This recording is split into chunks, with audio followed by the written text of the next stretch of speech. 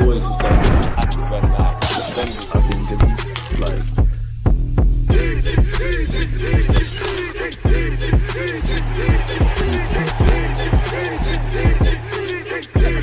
Saka left out of England squad to face Andorra. Now, some would just want Saka to have the, I guess, simply put the summer off after recovering from his hamstring injury. I'm not sure Saka agrees. I'm sure he wants to play for his country. And I'm not sure Thomas Tuchel agrees. And you could ask yourself the question, you know, where Andorra is concerned, with the greatest of respect, it is a World Cup qualifier. But England could do without several of their key players and probably beat Andorra. So, yeah, the headline does scare me. Arsenal forward Bukayo Saka has been left out of the England squad that will face Andorra in Saturday's World Cup qualifier. Apparently, Conor Gallagher and Ollie Watkins have also been left out of the matchday squad. And apparently, Watkins was actually returned home with a minor injury. Apparently, Thomas Tuchel revealed Saka had only completed one full training session during the week, with his admission from the squad to face Andorra likely to be linked to fitness. Yeah, look after my lad, man, because I don't want any disruptions around him and next season. You know, we need to get Timber, Magalhaes, Kai Havertz, Saka, everybody up to speed, people. Are you lot fearing the worst, or am I exaggerating potentially? So on the topic of Bukayo Saka, David Ornstein apparently said on The Athletic he feels Arsenal want 3 attackers, and then Buemo was looked at Saka as Saka backup. Now, and Buemo can play off the right, play up front, and play off the left. But what does that mean? The term attackers is subjective. It could be 2 strikers and a left winger. It could be 2 wingers and a striker. It could be 2 strikers and a right winger. It could be a striker, a left winger, a 10. And there's many different combinations, people. And it might explain the Sane links, which we are still having. We've got a new name thrown in. Apparently, Arsenal are considering a move for Mohammed Kudus. Newcastle and Chelsea are also interested. Kudus wants to stay in Europe, preferably in the Premier League. Now, you would have seen some rumblings last week about Chelsea trying to entertain some level of swap deal with West Ham around Mohammed Kudus. Kudus is a player we should have got at Ajax, if I'm honest with you. When I speak to West Ham fans, they don't, it's almost like, I would say for Anthony Gordon where Newcastle was concerned and Mohammed Kudus for West Ham, these are like fan bases of both those clubs would rate them. I'm an Arsenal fan. I rate both of them. I think Anthony Gordon's a Bobby Dazzler. I think he would be our starting left winger.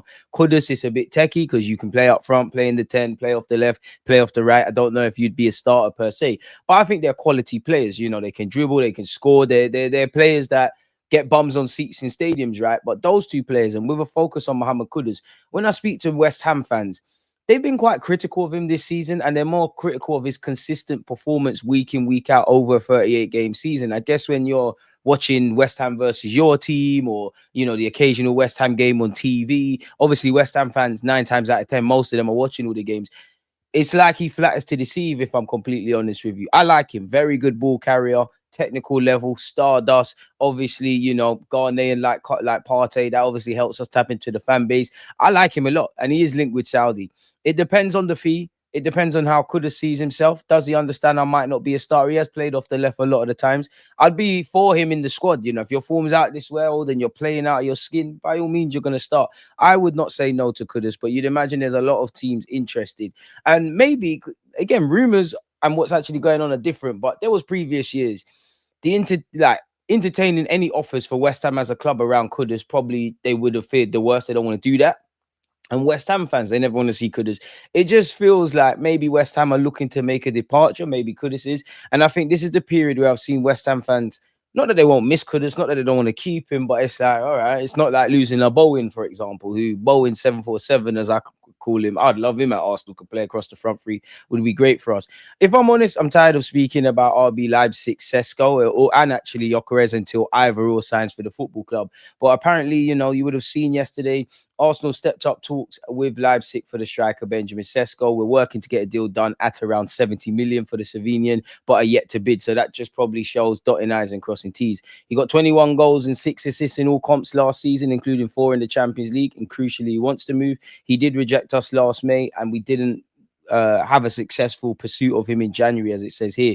We're still linked with Ollie Watkins. We know we tried to get him in January. We know Gabriel Jesus and Kai Havertz are on the mend, you know, and between them, just in terms of ability, probably can be part of the squad, can't shoulder the burden of being goal scorers on a consistent basis. They can be part of the mix. We are linked with Kepa of Chelsea. Apparently, he's got a 5 million release clause. So, yeah, we need a goalie. You can see where that's coming from.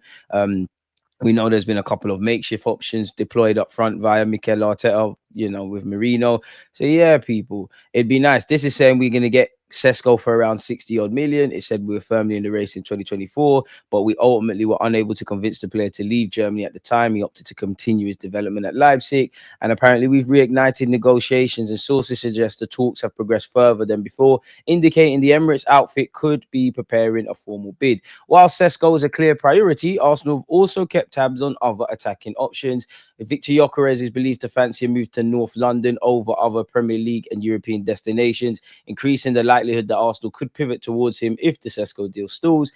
Isaac of Newcastle has been on the radar. Again, I'm going to stop reading it there because that's that. Apparently, Nico Williams is not a priority for Barcelona. It doesn't look like the club will go for him this summer, says Sport out of Spain, which adds fuel to the fire here because Arsenal are very interested in the Athletic Bilbao star Nico Williams this summer. Obviously, it's all been Nico Williams, but you do want to see Rodrigo. I mean, is Nico Williams one of those players who plays better with better players? Because he seems like his better forms for Spain. It's been an up and down season for him at Bilbao. There is a lot of conflicting rumours. 1 minute it's Barca, then he's staying at Bilbao, then he's definitely joining Arsenal, then he's not joining Arsenal, etc. We go around the houses, people. I like him, man. I really do like him. We all know his wages and the release fee and all of those kind of things are something to consider. Sammy Motba apparently said Nico Williams is one they would love to get over the line. But again, the issue with Williams is wages. I think they can do the release clause, but my understanding is that Nico Williams would look to be one, if not the highest paid player at the club.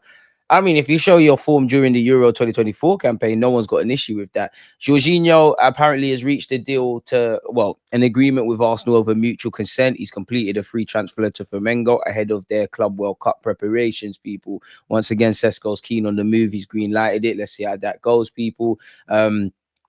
Rodrigo, Kepa have become top targets for Arsenal, who are expected to finalise the arrivals of Benjamin Šeško and Martin Zubimendi in the coming days, which is great. Apparently, we've made Rodrigo our top target, people. He'll cost over 100 million, and that comes with a concern as well as hefty wages. And we all know his future is unclear. There's going to be several clubs that throw their hat into the ring if Rodrigo goes.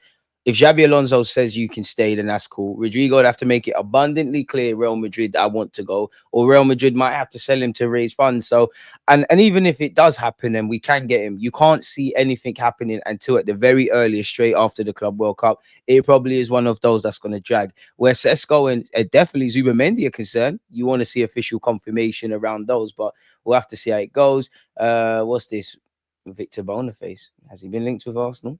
This is just a think piece, man. I don't want to hear that, if I'm honest. Tomiyasu and Gabriel Jesus could be subject to speculation next summer, as we know. Apparently, Sesko has said yes to Arsenal. There's nothing there. I have covered this before, but this has said Arsenal are actually keen to give Gabriel Jesus a new deal. Why do you think that is? Because he's on big money. Unfortunately for him, he's had a second big injury in both knees now. Earning a lot of money. Probably seems like his days are numbered, although he is a wild card. He would be good across the squad.